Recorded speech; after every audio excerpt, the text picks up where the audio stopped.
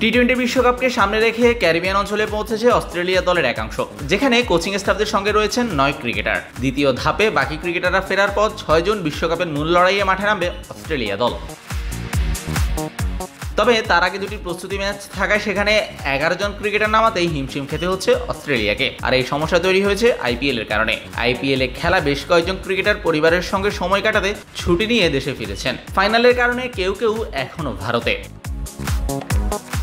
আগামী 29শে মে ত্রিনিদাদে নামিবিয়ার বিপক্ষে প্রস্তুতি ম্যাচ খেলবে অজিরা। তবে সমস্যা হলো ম্যাচ খেলার জন্য 11 জন ক্রিকেটার নেই তাদের। দলে 9 ক্রিকেটার থাকলেও চোটে ভুগছেন অধিনায়ক মিচেল মার্শ। তার মানে 8 জনের দল। তাই বাধ্য হয়ে কোচিং স্টাফদের মাঠে নামাতে হচ্ছে অস্ট্রেলিয়াকে। মাঠে নামার কথা রয়েছে অ্যান্ড্রু ম্যাকডোনাল্ড, ব্র্যাড হজ, আন্দ্রে ভোরোভেচদের।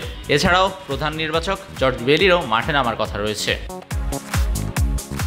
অবশ্য প্রস্তুতি ম্যাচ হওয়ায় তাদের মাঠে নামতে সমস্যা নেই। আইসিসি নিয়মানুযায়ী বিশ্বকাপের প্রস্তুতি ম্যাচের স্কোয়াডে এমন খেলোয়াড়দের রাখতে হবে যারা জন্মসূত্রে ওই দেশের নাগরিক।